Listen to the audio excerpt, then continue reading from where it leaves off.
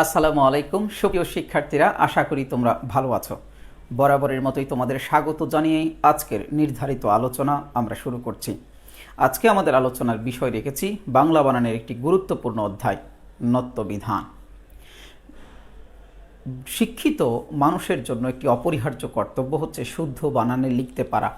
নিয়মিত ভুল বানানে একজন শিক্ষিত ব্যক্তির শিক্ষাগত যোগ্যতা নিয়ে প্রশ্ন ওঠে।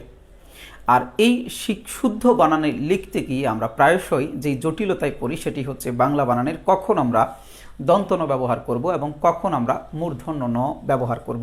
অর্থাৎ বাংলা বানানে দুটো ন আছে। এই দুটো নয়ের উচ্চারণগত দিক থেকে সাধারণত খুব একটা পার্থক্য নেই, বা দুটো নয়ের উচ্চারণগত দিক থেকে কোনো পার্থক্য না থাকলেও এদের অর্থ পার্থক্য বিস্তর, মানে দুটো নয়ের মধ্যে ব্যাপক অর্থের পার্থক্য আছে। ধরো একটা শব্দ যদি আমরা আপন বানান দন্ত ন দিয়ে লিখি, আবার এই একটা আপন বানান যদি মূর্ধন্য ন দিয়ে লিখি, দুই আপনের অর্থ কিন্তু এক নয়, দুটোর ভিন্ন অর্থ প্রকাশ করে। দন্ত ন দিয়ে যে আপন আমরা লিখেছি এর অর্থ হচ্ছে নিজ, এবং মূর্ধন্য ন দিয়ে যে আপন আমরা লিখেছি সে অর্থ হচ্ছে দোকান। তাহলে কোথায় নিজ আর কোথায় দোকান? তার মানে ব্যাপক অর্থের পার্থক্য তৈরি করেছে শুধু নয়ের ব্যবহারগত পার্থক্যের কারণে। ধরো একটা শব্দ আমরা মন লিখলাম, অন্তর বা হৃদয়, আবার আমি যখন মনটা মূর্ধন্য ন দিয়ে ব্যবহার করব বা লিখব, তখন এই মনের অর্থ দাঁড়াচ্ছে যে ওজন 40 সেরে 1 মন। একটা গান শুনেছ, 80 তোলা শের হইলে 40 সেরে 1 মন বা হয় মন। এই যে তাহলে একটা নয়ের ব্যবহারগত পার্থক্য কতটা অর্থের পার্থক্য তৈরি করছে। এখন তুমি যদি ভুল করে মন লিখতে গিয়ে মূর্ধন্য ন ব্যবহার করে ফেলো, অন্তর বোঝাতে গিয়ে, কিংবা ওই যে 40-এর ওজনের যে মন সেটা প্রকাশ করতে গিয়ে তুমি যদি দন্ত ন ব্যবহার করো, তুমি যদি দোকান প্রকাশ করতে গিয়ে দন্ত ন ব্যবহার করো, কিংবা নিজের অর্থ এই অর্থটি প্রকাশ করতে গিয়ে আপন বানানে মূর্ধন্য ন ব্যবহার করো, এই রকম যে প্রচুর অর্থ আছে, শব্দ আছে, তাহলে অর্থে একটা বড় রকমের জটিলতা তৈরি হবে। এই জটিলতা নিরসনের জন্য বাংলা বানানে নত্য বিধানের উদ্ভব ঘটেছে। নত্য বিধান হচ্ছে কার বিধান? বিধান মানে হচ্ছে নিয়ম, আর নত্য এখানে বলছে মূর্ধন্য ন ব্যবহারের একটা বিধান বা নিয়মই হচ্ছে নত্য বিধান। এখন একটা প্রশ্ন জাগতে পারে, আমরা যদি মূর্ধন্য নয়ের ব্যবহারের বিধান পড়ি তাহলে কি দন্ত নয়ের ব্যবহার কোথায় হবে? তা পড়া লাগবে না? আমি বলছি বা আমরা বলছি বা ব্যাকরণ বলছে যে আসলে দন্ত নয়ের বিধান আর আমাদের আলাদা করে পড়ার দরকার নেই। যদি কোথায় বাংলা বানানে মূর্ধন্য ন ব্যবহার করব সেটা আমরা ভালোভাবে জানতে পারি, বুঝতে পারি, তাহলে বাকি জায়গাগুলোতে আমরা দন্ত ন ব্যবহার করব। তো তোমরা নিশ্চয়ই চাও যে শুদ্ধ করে বানান লিখবার জন্য, এবং দন্ত ন এবং মূর্ধন্য নয়ের ব্যবহার পার্থক্যটা বুঝতে চাও, স্পষ্ট করে বুঝতে চাও। তো এটা শুধু জীবনের জন্য অপরিহার্য নয়, আমাদের পরীক্ষার জন্যও গুরুত্বপূর্ণ। আমাদের পরীক্ষায় আসতে পারে যে বাংলা বানান অংশ থেকে 5 বা 6 নম্বরের একটা প্রশ্ন হতে পারে যে বাংলা বানানের 5টি নিয়ম লিখো, অথবা বাংলা বানানের 6টি নিয়ম লিখো।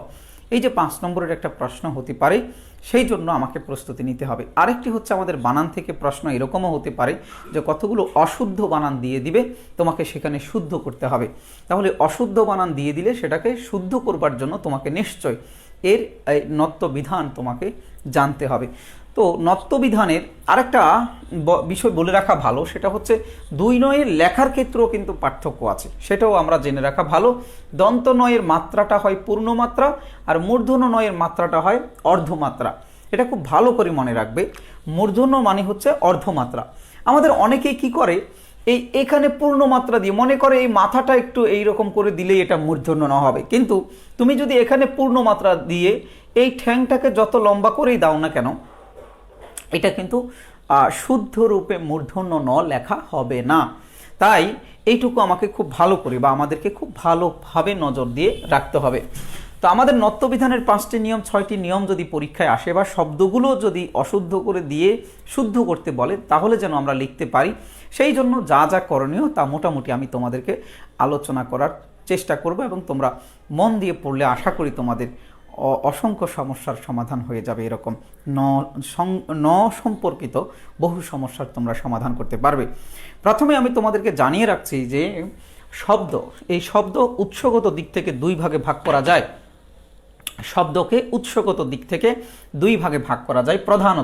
প্রধানত উৎসগত দিক থেকে প্রধানত আমরা দুই ভাগে ভাগ করতে পারি। একটা হচ্ছে তৎসম শব্দ এবং অপরটি হচ্ছে অতৎসম শব্দ। আমরা জানি তৎসম মানে হচ্ছে তার সমান, তার সমান মানে হচ্ছে সংস্কৃতের সমান, অর্থাৎ সংস্কৃত ভাষার যে সকল শব্দ হুবহু কোনো রকমের পরিবর্তন ছাড়া অপরিবর্তিত অবস্থায় সরাসরি বাংলা ভাষায় প্রবেশ করেছে।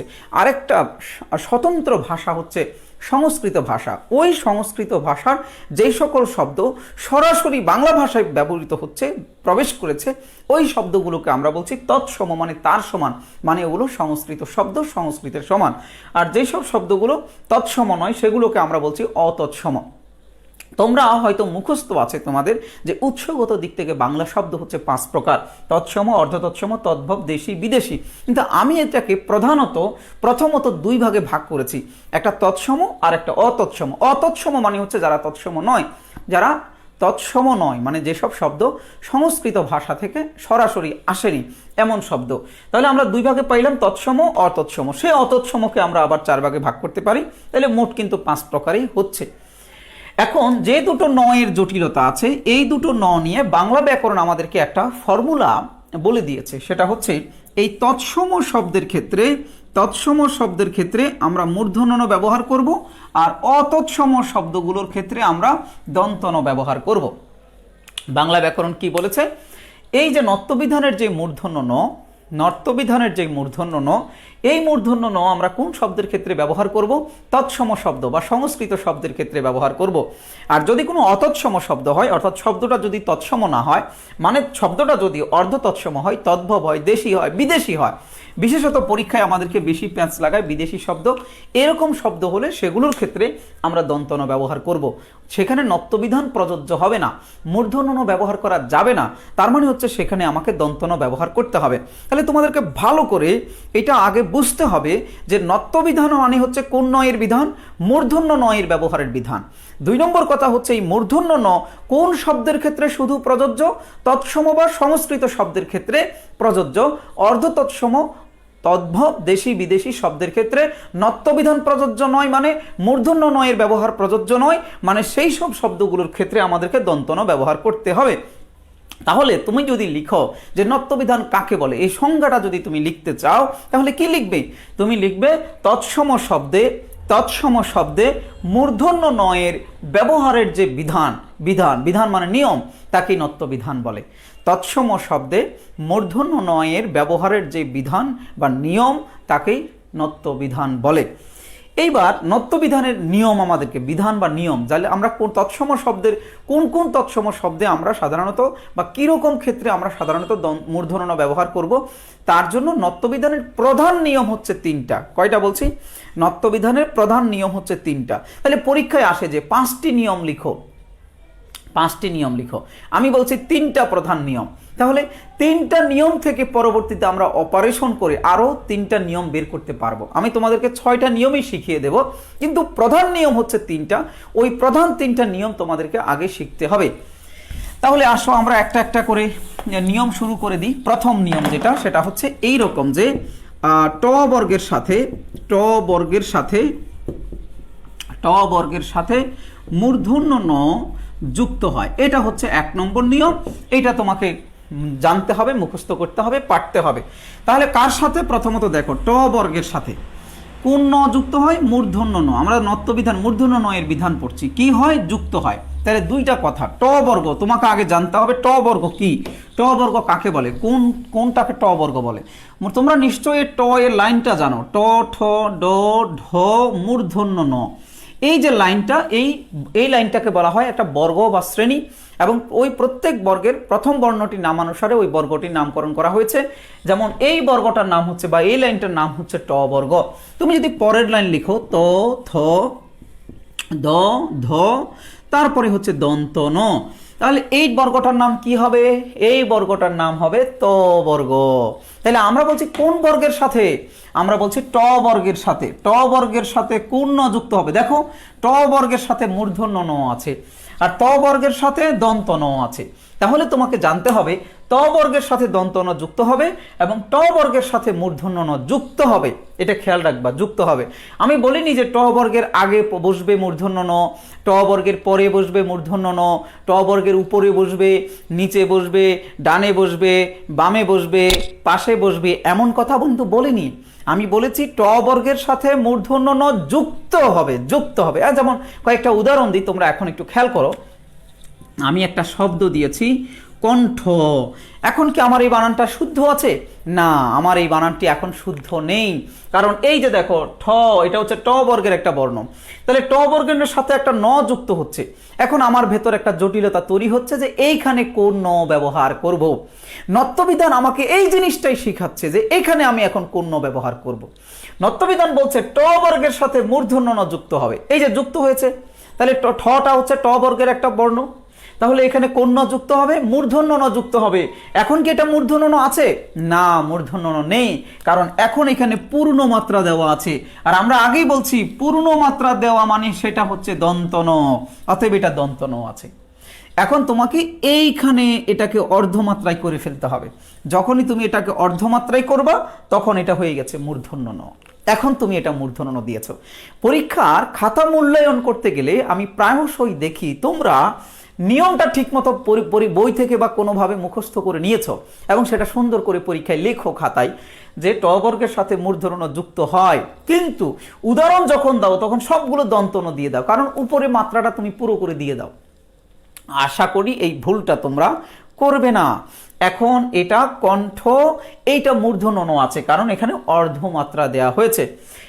এইভাবে আমি যদি একটা শব্দ লিখে দিই যে তোমরা মিষ্টির ভান্ডার নিয়ে আসবে, ধরো মিষ্টির ভান্ডার, হ্যাঁ, ভান্ডার শব্দটা লিখতে গিয়ে এখন জটিলতায় পড়েছি যে এখানে যে একটা ন এর ব্যবহার হচ্ছে সেটা কোন ন ব্যবহার করতে হবে।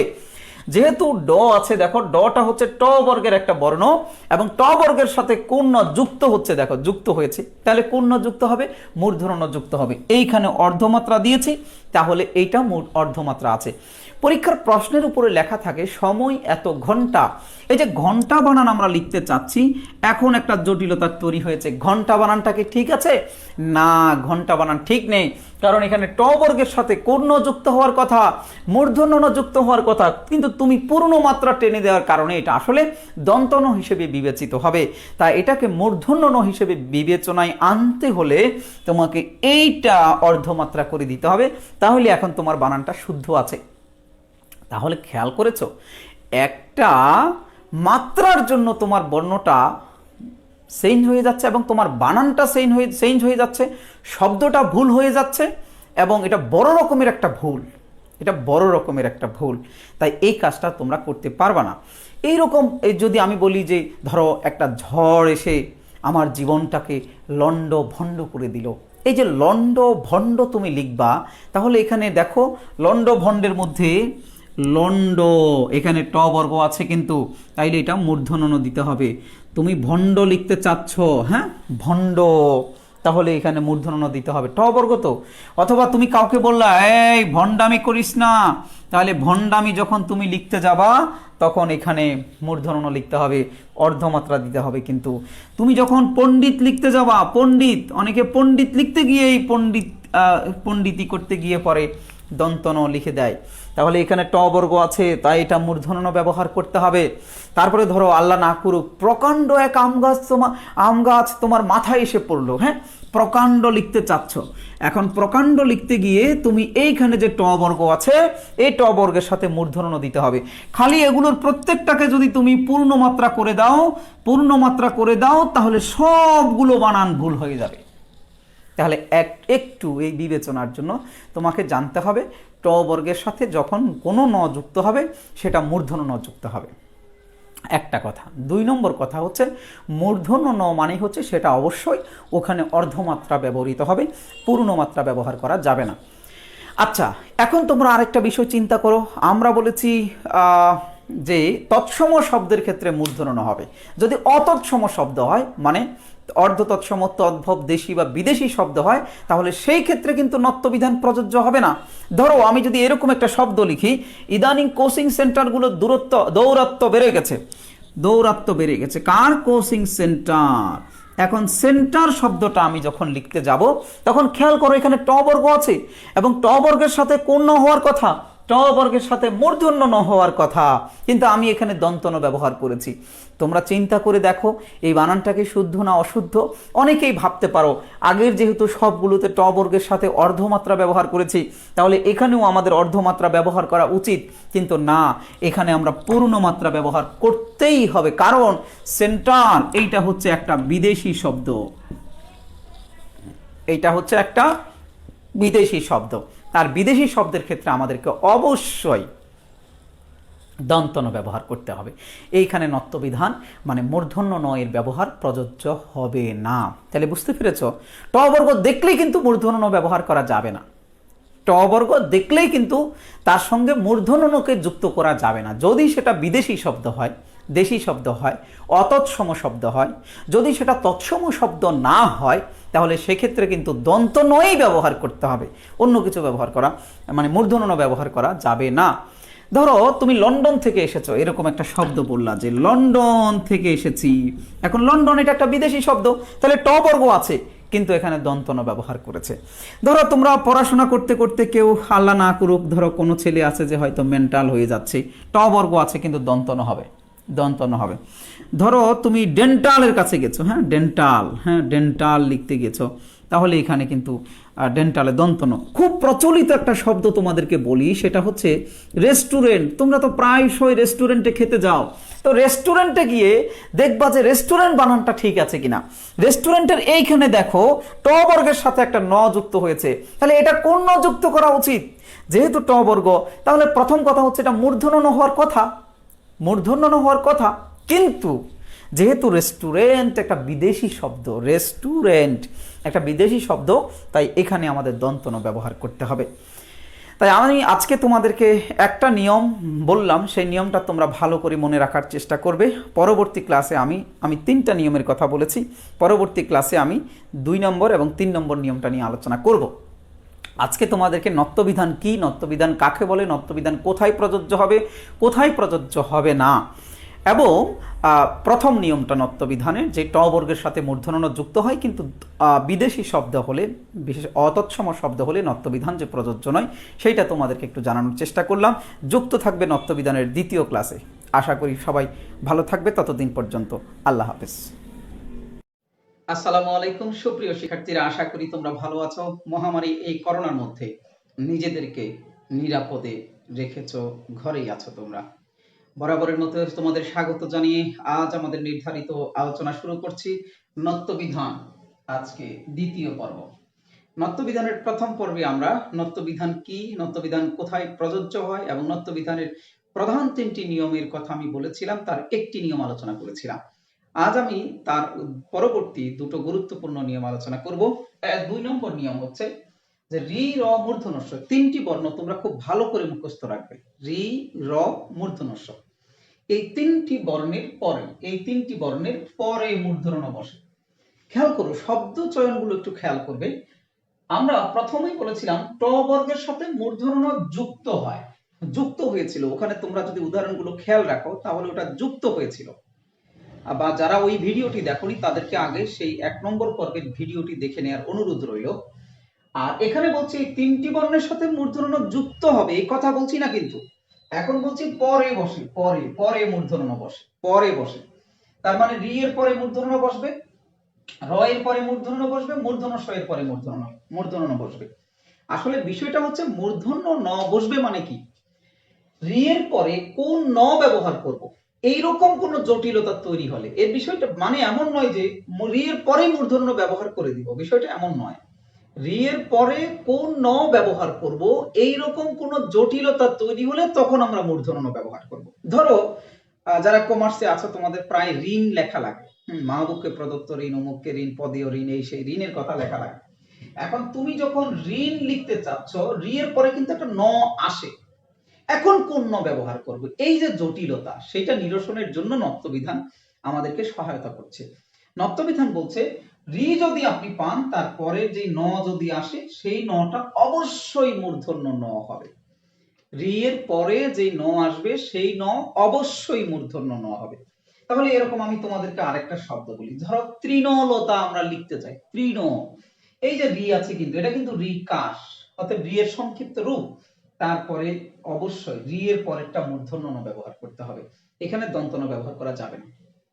আমি ধরো ঘৃণা শব্দটি লিখতে চাচ্ছি, ঘৃণা, এই যে এখানে একটা রি আছে, এখন ঘৃণা লিখতে একটা ন আসে পরে, কোন ন ব্যবহার করব? নত্যবিধান আমাকে সহায়তা করছে যে রি এর পরে আপনি অবশ্যই মূর্ধন্য ণ ব্যবহার করবেন।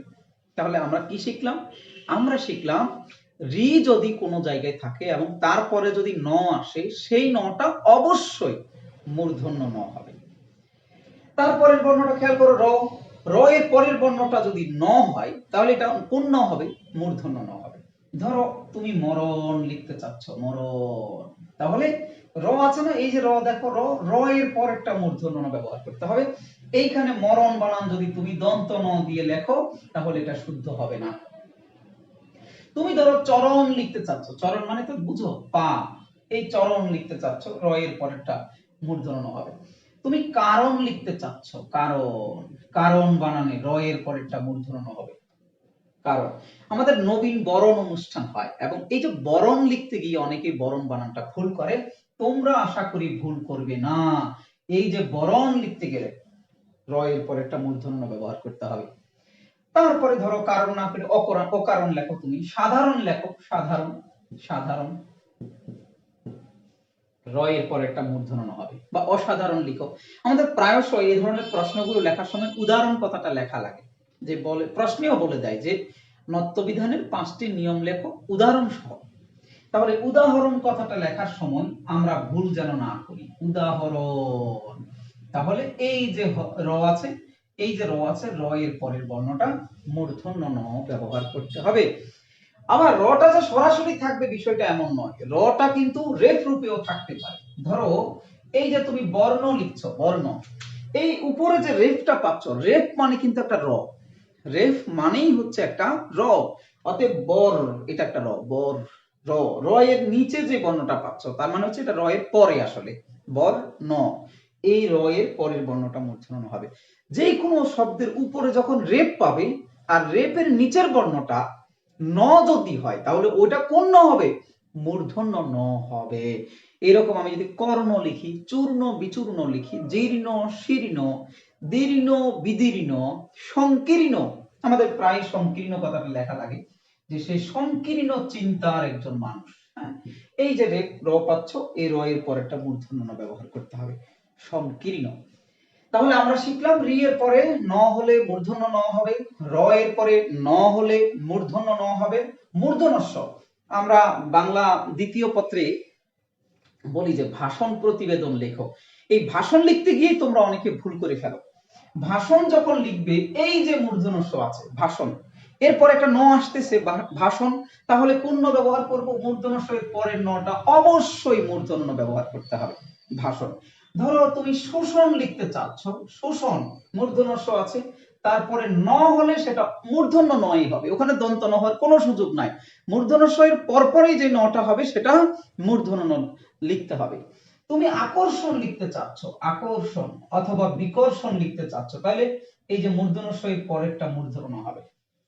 তিনটা বর্ণের কথা তোমাদের বলছি, রি, র এবং মূর্ধন্যস্ব, এই তিনটি বর্ণের পরে যদি কোনো, তিনটি বর্ণের পরে যদি কোনো ন এর প্রসঙ্গ আসে, দন্ত ন দিব না মূর্ধন্য ণ দিব, এমন জটিলতায় তোমরা ভোগো, তাহলে আজকে তোমরা যেটা শিখলে, এই তিনটি বর্ণের পরে এরকম জটিলতা আসলে আমরা মূর্ধন্য ণ ব্যবহার করব। তোমাদের নিশ্চয়ই মনে থাকবার কথা, আমরা বলেছিলাম বিদেশি শব্দ বা অতৎসম শব্দ হলে নত্যবিধান প্রযোজ্য হবে না। ধরো একটা অনেক জায়গায় লেখা থাকে ফুড কর্নার, হ্যাঁ, ফুড কর্নার, এখন কর্নারের মধ্যে একটা র আছে, হ্যাঁ, এই র এর পরেরটা আমরা বলছি কোন ন হবে? র এর পরেরটা আমরা বলছি মূর্ধন্য ণ হবে, কিন্তু না, এখানে দন্ত ন হবে, কারণ কর্নার এটা হচ্ছে একটা বিদেশি শব্দ, কর্নার এটা হচ্ছে একটা বিদেশি শব্দ। আচ্ছা, যদি বলি গভর্নর, হ্যাঁ, যদি বলি গভর্নর, তাহলে গভর্নর লেখার সময় এখানে র এর পরেরটা মূর্ধন্য ণ হওয়ার কথা, কিন্তু এখানে দন্ত ন ব্যবহার করতে হবে, কারণ গভর্নর এটা হচ্ছে একটা কোন শব্দ? বিদেশি শব্দ। ধরো তুমি ফার্নিচার লিখতে চাচ্ছ, ফার্নিচার, তাহলে এই ফার্নিচার লেখার সময় একটা র আসে, র এর পরেরটা কিন্তু মূর্ধন্য ন হওয়ার কথা ছিল, কিন্তু এটা দন্ত ন ব্যবহার করছি, কারণ ফার্নিচার শব্দের মধ্যে যেই তুমি রটা পাচ্ছ এবং ফার্নিচার মধ্যে যে নটা হচ্ছে, এটা দন্ত ন হওয়ার কারণ এই ফার্নিচার শব্দটাই হচ্ছে একটা বিদেশি শব্দ। তাহলে যখন কর্নার লিখবো, যখন গভর্নর লিখবো, যখন ফার্নিচার লিখবো, যখন কর্নেল শব্দটা লিখবো, কর্নেল, হ্যাঁ, তাহলে কর্নেল শব্দটির মধ্যে এই যে রেফ আছে, র আছে, তার নিচের বর্ণটা কিন্তু বা পরের বর্ণটা মূর্ধন্য ন হওয়ার কথা ছিল, কিন্তু এটা দন্ত নই ব্যবহৃত হচ্ছে, কারণ কর্নেল এটা হচ্ছে একটা বিদেশি শব্দ। তাহলে আমাদের কথা কি? আমাদের কথা হচ্ছে রি, র, মূর্ধন্য ষ এই তিনটি বর্ণের পরে আমরা মূর্ধন্য ণ ব্যবহার করব। কিন্তু যদি সেই শব্দগুলো তৎসম শব্দ না হয়, বিশেষত পরীক্ষায় বিদেশি শব্দগুলো দেয়া থাকে, এইরকম বিদেশি শব্দ হয়, তাহলে নত্য বিধান প্রযোজ্য হবে না, সেক্ষেত্রে আমাদেরকে দন্ত ন ব্যবহার করতে হবে। এইটা হলো আমাদের দ্বিতীয় নিয়ম গেল। তৃতীয় নিয়ম, সেটা খুবই গুরুত্বপূর্ণ একটা নিয়ম, খুবই গুরুত্বপূর্ণ একটা নিয়ম তৃতীয়, সেটা রি, র, মূর্ধন্য ষ, ওই যে আগের তিনটা, এই নিয়মটার সাথে কিছুটা মিলও আছে। এই তিনটা বর্ণের পরে যদি স্বরধ্বনি থাকে, এই তিনটা বর্ণের পরে যদি স্বরধ্বনি থাকে, ক বর্গ থাকে, প বর্গ থাকে, অন্তস্থ জ, অন্তস্থ হ, অনুস্বার, এই বর্ণগুলো থাকে, তাদের পরেও মূর্ধন্য ন বসবে। খেয়াল করো, এই তিনটা বর্ণের পরপরই ন নিয়ে জটিলতা হলে মূর্ধন্য ন হবে, কিন্তু এই তিনটা বর্ণের পরে এমনও যদি এরা থাকে, এই ধ্বনিগুলো থাকে, এই বর্ণগুলো থাকে, তারপরেও আমাকে মূর্ধন্য ন ব্যবহার করতে হবে। একটা উদাহরণ, কয়েকটা উদাহরণ দিচ্ছি তোমাদেরকে। ধরো আমি একটা শব্দ লিখতে চাচ্ছি কৃপণ, আমি একটা শব্দ কৃপণ লিখতে চাচ্ছি, এখন আমি জটিলতায় ভুগছি যে কৃপণ বানানে আমি কোন ন ব্যবহার করব, দন্ত ন দেব নাকি মূর্ধন্য ন দেব। নত্যবিধানের এই 3 নম্বর নিয়ম আমাকে বলছে, এই যে দেখো রি আছে, এখন দেখো রি এর পরেই যদি নটা আসতো, রি এর পরেই যদি নটা আসতো, তাহলে আমি মূর্ধন্য ন ব্যবহার করতাম 2 নম্বর নিয়ম অনুযায়ী। কিন্তু রি এর পরে কি আসছে? রি এর পরে প আসছে, প আসছে। তো রি এর পরে প থাকলে তারপরে কোন ন ব্যবহার করব, এইটা কিন্তু 2 নম্বর নিয়ম আমাকে বলে না, এই ধারণাটা আমাকে দিচ্ছে 3 নম্বর নিয়ম। সে কি বলছে? যদি তোমার কাছে একটা রি থাকে এবং রি এর পরে যদি প থাকে, এদের যে কেউ থাকে, এখানে প আছে, প বর্গ, কিন্তু প বর্গ মানে প এর পুরো লাইনটা, তো প থাকে, তারপরে মূর্ধন্য ন ব্যবহার করতে হবে। রি এর পরে প আছে, তাহলে এখানে মূর্ধন্য ন ব্যবহার করতে হবে। রি এর পরে যেহেতু প আছে, তাহলে এখানে মূর্ধন্য ন ব্যবহার করতে হবে, তাহলে এইটা দন্ত ন ব্যবহার করা যাবে না। ধরো আমি একটা দর্পণ শব্দটা লিখতে চাচ্ছি, দর্পণ, দর্পণ মানে তো আয়না, বুঝো, হ্যাঁ, দর্পণ, কোনটা শুদ্ধ হবে? এখন দেখো এইখানে একটা র আছে, র এর পরের বর্ণটা প আছে, র এর পরে যদি প থাকে তাহলেও মূর্ধন্য বসবে, তাই এই বানানটি শুদ্ধ, এই বানানটি অশুদ্ধ। দুইটা নিয়মের পার্থক্যটা আবার বুঝবার চেষ্টা করো। রি, র, মূর্ধন্য ষ, এই তিনটা বর্ণের পরের পরেই যদি ন এর প্রসঙ্গ থাকে, তাহলে মূর্ধন্য ন হবে। আবার এই তিনটা বর্ণের পরে যদি এই ধ্বনিগুলো থাকে, তারপরেও মূর্ধন্য ন ব্যবহার করতে হবে। আমি আরো কয়েকটা শব্দ তোমাদেরকে একটু দিচ্ছি। ধরো একটা শব্দ তুমি লিখতে চাচ্ছ রামায়ণ, হ্যাঁ, একটা শব্দ লিখতে চাচ্ছ রামায়ণ, এখন তুমি জটিলতায় ভুগছো যে রামায়ণ বানানটা আমি কোন ন দিয়ে লিখব। খেয়াল করো, তুমি এখন 3 নম্বর নিয়মটা এখানে অ্যাপ্লাই করতে পারো, সেটা হচ্ছে এইখানে একটা র আছে, র আছে, এই যে আমাদের সূত্রের র, র এর পরেরটা কি আছে? আ আছে, আটা হচ্ছে একটা স্বরধ্বনি, তারপরে কি আছে? ম আছে, মটা হচ্ছে প বর্গের মধ্যে আছে, প, ফ, ব, ভ, ম, তাহলে এটা হচ্ছে মটা প বর্গের একটা অন্তর্ভুক্ত। তারপরে এখানে আ আছে, দেখো আটা হচ্ছে একটা স্বরধ্বনি, তারপরে অন্তস্থ আছে, এই যে দেখো সূত্রের মধ্যে অন্তস্থ আছে, মানে এইখানে যা যা আছে এর সবগুলোই আমাদের এই সূত্রের মধ্যে পড়ে। তার আমরা জানি এই তিনটির কোন একটি বর্ণের পরে যদি এই বর্গ, এই ধ্বনিগুলোর কোনো না কোনোটি থাকে, তারপরে আমাদেরকে মূর্ধন্য ণ ব্যবহার করতে হবে, কারণ র এর পরে যা যা আছে সবই সূত্রের মধ্যে আছে, তাই এটা মূর্ধন্য ণ ব্যবহার করা হয়েছে, দন্ত ন এখানে ব্যবহার করা যাবে না। আরো কয়টা শব্দ খেয়াল করো।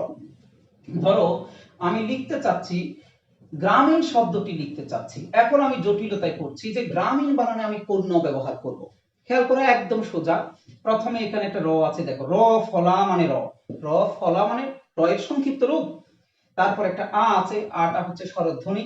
তারপর একটা ম আছে, মটা এই যে প বর্গের মধ্যে ম আছে, প ফ ব ফ ম। তারপর ইটা হচ্ছে এই স্বরধ্বনি। তাহলে যেহেতু র এর পরে যা যা আছে সবই আমাদের সূত্রের মধ্যে আছে, তাহলে গ্রামীণ বানান মূর্ধন্য হবে। আরো শব্দ খেয়াল করো, ধরো আমি একটা শব্দ লিখতে চাচ্ছি বৃংহন। বৃংহন মানে হচ্ছে হাতির ডাক, বৃংহন বা বৃংহিত বলা হয়। তো আমি এখন কোন ন ব্যবহার করব। খেয়াল করো এখানে একটা রি আছে, এই যে রি আছে, রি এর পরে অনুস্বার আছে, অনুস্বারটা সূত্রের মধ্যে আছে। তারপরে হটা সূত্রের মধ্যে আছে। তাহলে হ অনুস্বার এগুলো যেহেতু সূত্রের মধ্যে আছে এবং এখানে যেহেতু একটা রি আছে, তাহলে এর পরে এটা মূর্ধন্য ন হবে। এখন একটা শব্দ তোমাদেরকে আমি দিচ্ছি, দেখি তোমরা একটু চিন্তা করো যে এই রসায়ন বানানটা কোন ন দিয়ে লিখতে হবে। রসায়ন বানানটা এখানে একটা র আছে, আমাদের সূত্রের রটা আছে, র এর পরে দন্তস আছে। খেয়াল করো তো দন্তস এখানের মধ্যে আছে কিনা। আমি কিন্তু দন্তস এখানে কোনোটার মধ্যে খুঁজে পাচ্ছি না। তাহলে দন্তসটা কিন্তু সূত্রের মধ্যে নাই, মিলে নাই কিন্তু এবার। আচ্ছা, তারপরে আটা স্বরধ্বনি, এইটা সূত্রের মধ্যে আছে। তারপর অন্তস্থ, অন্তস্থ সূত্রের মধ্যে আছে। এখন খেয়াল করো এই র এর পরে দন্তস্বটা নাই, আবার স্বরধ্বনিটা এবং অন্তস্থটা আছে। এখন আমরা কি করব, একটা মিলে নাই, দুইটা মিলেছে। তাহলে একটাও যদি না মিলে তাহলে এখানে আর মূর্ধন্য ণ ব্যবহার করা যাবে না। রসায়ন বানানে তাই দন্ত ন ব্যবহার করতে হবে। রসায়ন বানানে তাই দন্ত ন ব্যবহার করতে হবে। আরেকটা শব্দ তোমাদেরকে দিচ্ছি, দেখি তোমরা এই শব্দটা পারো কিনা একটু চিন্তা করো তোমরা। দর্শন বানানে আমরা কোন ন ব্যবহার করব।